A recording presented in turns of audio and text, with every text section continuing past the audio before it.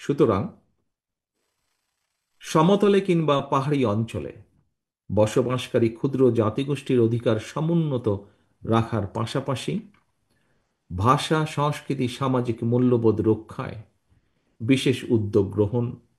জাতীয় সংসদ এবং দলীয়ভাবে বিএনপির কেন্দ্রীয় কমিটি থেকে স্থানীয় পর্যায়ে পর্যন্ত বিভিন্ন স্তরের কমিটিতে ক্ষুদ্র জাতিগোষ্ঠীর যোগ্য প্রতিনিধির অন্তর্ভুক্তি, জাতীয় পর্যায়ে ক্ষুদ্র জনগোষ্ঠীর জন্য সাংস্কৃতিক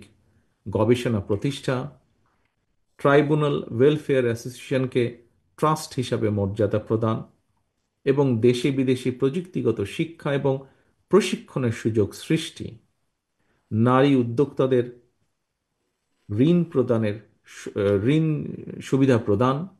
এসব বিষয়গুলো বাস্তবায়নের ব্যাপারেও বিএনপির পরিকল্পনা রয়েছে ইতিবাচক,